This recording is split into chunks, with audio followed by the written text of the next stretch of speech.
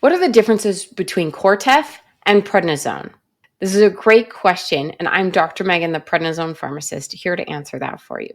I'm going to talk about what Cortef and prednisone are, their differences and their similarities, the side effects that you can expect, and what they are commonly used for.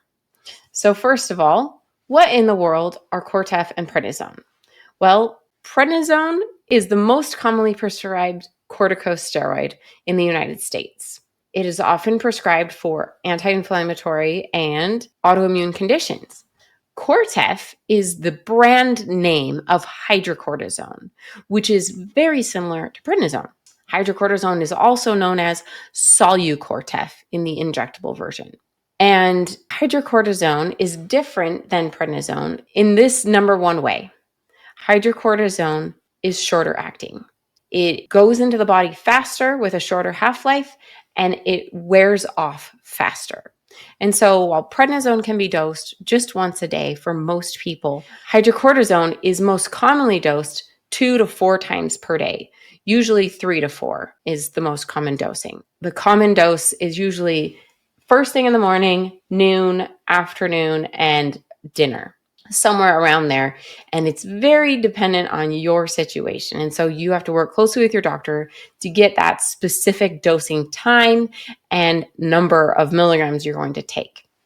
In addition, prednisone is more potent than hydrocortisone. That means that the number of milligrams of prednisone is smaller than the number of milligrams of hydrocortisone you'll need. And the ratio is usually somewhere between 4 to 5 to 1. So that would mean that the lowest normal dose of prednisone is usually about 5 milligrams, whereas the lowest normal dose of hydrocortisone is usually about 20 milligrams. 5 milligrams of prednisone to 20 milligrams of hydrocortisone is the usual conversion ratio, though it can be different for individuals, and that is dependent on your DNA of when you metabolize them. But generally, if you were taking 5 milligrams of prednisone every day, then you could take hydrocortisone 20 split out throughout the day. So that would be, for example, a possible thing would be 10 milligrams of hydrocortisone in the morning, 5 at lunch, and 5 at dinner. And that would get you the equivalent hydrocortisone throughout the day as 5 milligrams of prednisone. Because the hydrocortisone is going to wear off so fast that if you don't dose it throughout the day, you'll have zero of the cortisol that they are both mimicking. Cortisol is our stress hormone that is released by your hypothalamic pituitary adrenal axis, your adrenal hormone that you need to be taking. So why would you be taking hydrocortisone versus prednisone? Well, prednisone is the most common because it's so easy to take. It's just once a day. And hydrocortisone is usually only given in a few situations. Prednisone can be given for nearly any inflammatory and autoimmune condition, whereas hydrocortisone is usually reserved for things like adrenal insufficiency, people who've had an adrenalectomy and have to replace their cortisol, and other adrenal syndromes themselves. Hydrocortisone is not usually used for its anti-inflammatory situation for other inflammatory conditions. It can be, and that's really between you and your doctor, but it's just not typical. Typically, doctors go straight to methylprednisolone or prednisone, prednisone being by far and away the number one most common drug. And so hydrocortisone is really nice because you can get to very nuanced doses. And with the oral, like I mentioned, you can take it up to 3 to 4 times a day, but it's also got an injectable kind. And normally this is only used in the hospital as Cortef, but a really cool doctor and foundation figured out that you can use Cortef and Medrol, another kind of liquid steroid version, can be used in an insulin pump. So insulin is the liquid that is used to be injected for people who have diabetes to replace the hormone needed to manage blood sugars. Well, we can get the liquid that is needed to replace cortisol for people who have adrenal issues. It's the exact same strategy. And you can get much more refined dosing. In fact, with an insulin pump, you can have continuous infusion over time.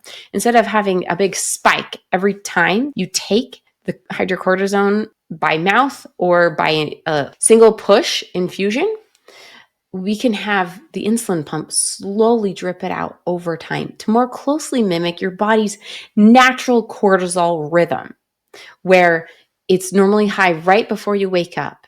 It's called the dawn phenomenon. It comes high, and then throughout the day, it slowly gets higher until about dusk. It goes to nearly zero, and there's just a tiny, tiny bit throughout the night. And you can much more closely mimic that using the injectable kind.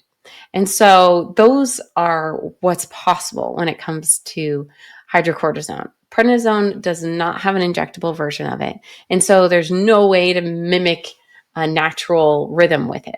As far as side effects, the majority of the side effects are nearly identical. They are both mimicking cortisol, and cortisol is our stress hormone. And what it's designed to do in nature is to steal from Peter to pay Paul, to help us survive an emergency. So it's stealing from your bones and your muscles and messing with your metabolism so that you have the energy to run away from the tiger or the war or survive a famine. And it doesn't matter. Like, Mother Nature designed it so that it didn't care about long-term survival. It only cared about right now.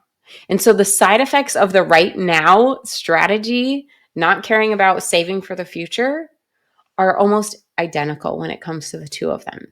They've done a very few studies looking for the differences. And so here are a few of the differences between prednisone side effects and hydrocortisone side effects. One study showed that when they gave people hydrocortisone versus prednisone, people had nearly the same side effects for almost everything they tested. The only things they ever found a difference were with liver function.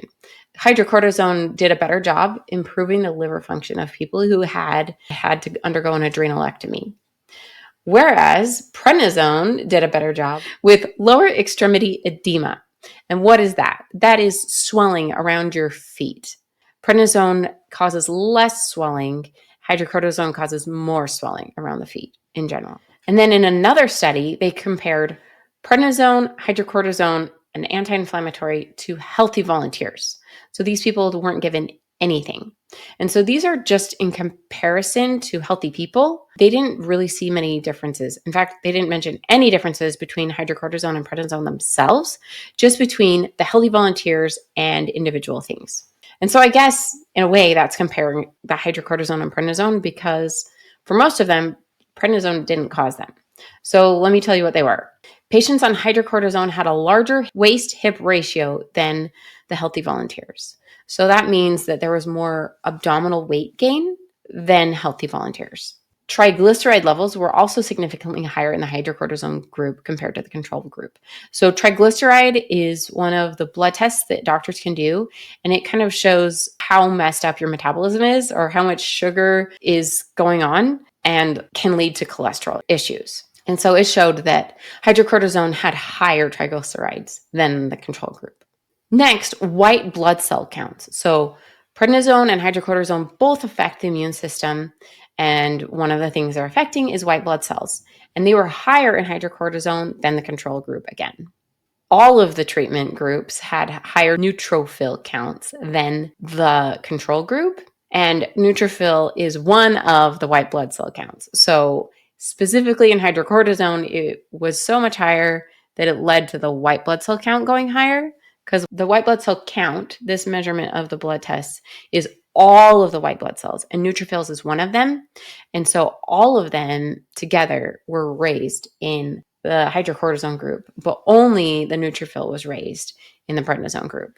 And they concluded, there are currently no clear differences between prednisolone and hydrocortisone in the management of adrenal insufficiency. So if that's why you're taking hydrocortisone, there's no clear differences, even though traditionally hydrocortisone is like the default treatment. So now you know the difference between hydrocortisone and prednisone. And you may have heard me throw in the word prednisolone, and prednisolone is the active version of prednisone in the body. The body, like, you swallow prednisone and your body quickly converts it to prednisolone. And in Europe, actually, nobody even takes prednisone. They just take prednisolone. And for all intents and purposes, prednisone and prednisolone are exactly the same thing. If just want to clarify that. Essentially, there's not much of a difference aside from how often you need to take it and the specific number on the dose, because it's going to be 4 times higher on the hydrocortisone. So if you're like, which one's better, which one's worse, it's really individualized. Try it with your doctor, working closely with them to find which medication is better for you. Are you the kind of person who can remember to take something 3 to 4 times a day?